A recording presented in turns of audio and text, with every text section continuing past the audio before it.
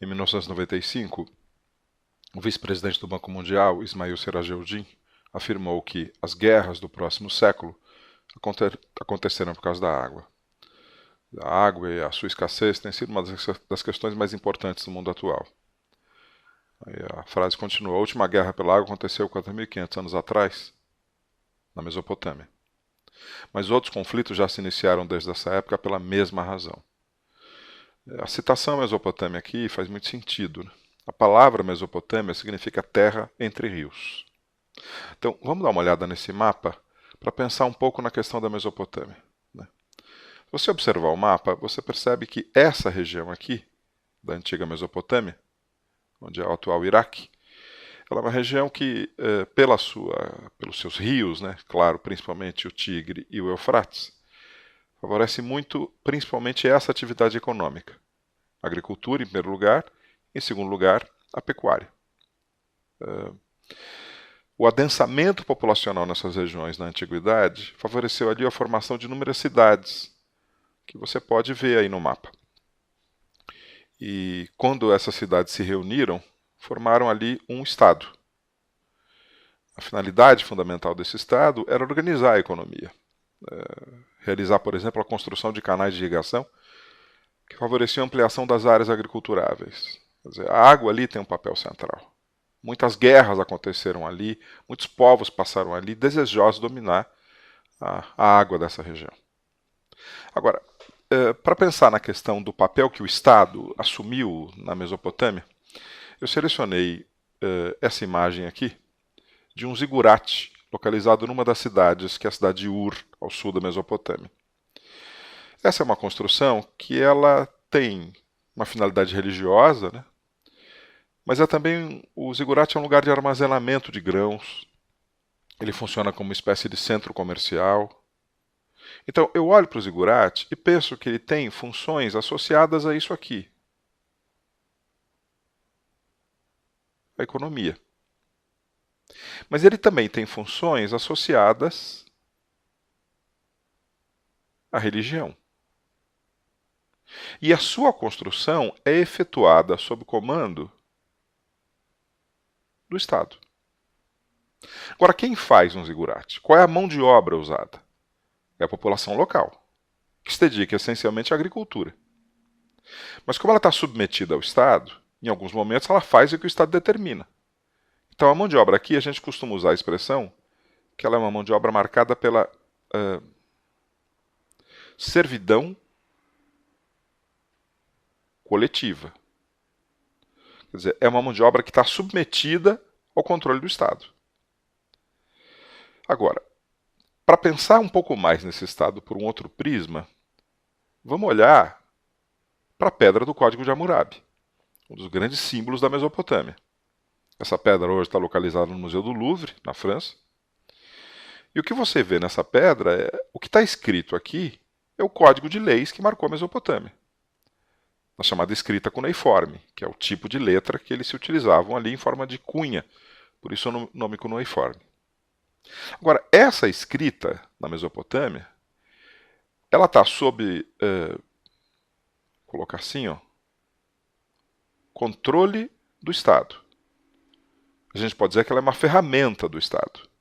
A escrita tem a finalidade de registrar o que está armazenado, narrar a religiosidade e, como a gente pode ver aqui, organizar as leis.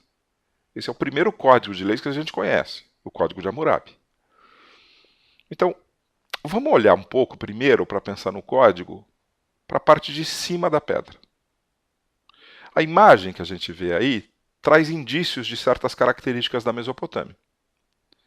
Então, o que você está vendo aqui à esquerda é a figura do Deus, solenemente transmitindo as leis para o rei. E o rei Hammurabi aqui, que recebe essas leis, vai escrever na pedra. Então, que imagem o rei, o Estado, quer transmitir aqui? Que ele é alguém que dialoga com os deuses. Então eu posso dizer que existe uma justificativa religiosa por exercício do poder. A ideia é de construir aqui um Estado teocrático, ou uma teocracia. Quer dizer, eu justifico pela religião. O governante se apresenta como alguém que dialoga, que representa, que é um Deus entre os homens, enfim. Há várias modalidades de teocracia. Mas por mais que eu tenha aqui uma justificativa religiosa, a finalidade fundamental dessas leis é organizar a vida em sociedade. Então, eu selecionei alguns artigos para a gente pensar em outras características da Mesopotâmia. Então, primeiro, vamos dar uma olhada nesse artigo aqui, olha só. Se alguém contratar um barqueiro para conduzir um barco cheio de trigo, lã, azeite, tâmaras ou qualquer outra coisa que compuser a sua carga, e o barco for a pique por negligência do barqueiro, este deverá indenizar o dono da carga pelas perdas que causou.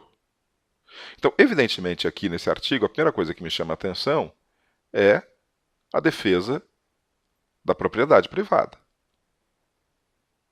E aqui ainda traz indícios das características econômicas, né? Olha as mercadorias transportadas: trigo, lã, azeite, tâmaras, né? São produtos importantes para a Mesopotâmia. Agora, além de o código servir para a gente perceber a importância da agricultura e desses produtos na região da Mesopotâmia e a questão da propriedade privada, o código também traz indícios dos valores da cultura. E aí eu selecionei esse conjunto de artigos aqui. Queria que depois você desse uma lida com atenção neles. Eu vou me ater a alguns que falam assim, o 127. Se alguém difamar uma mulher consagrada com uma mulher casada, ou a mulher de um homem livre, que é aquele que não é escravizado, e não puder provar, deve-lhe arrastar esse homem até o juiz e raspar-lhe o cabelo. Então, ao mesmo tempo que tem a questão da proteção à mulher, a coloca submetida aos homens. Olha o 128. Se alguém tomar uma mulher, mas não concluir contrato com ela, essa mulher não é esposa. Estabelece aqui uma pena. Se alguém bater uma mulher livre e a fizer abortar, deverá pagar 10 ciclos, que é a moeda deles, pelo feto.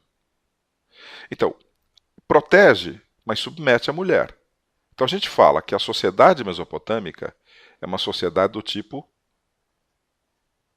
patriarcal, em que as mulheres estão submetidas aos homens. Então, é um modelo de sociedade marcado pela defesa da propriedade privada, por um Estado teocrático, e em que a mulher está submetida aos homens.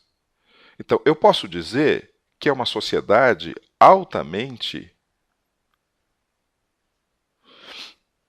hierarquizada. Há a questão da submissão da mulher, há trabalhadores submetidos ao Estado, enfim, a grosso modo, essas são as características centrais da Mesopotâmia.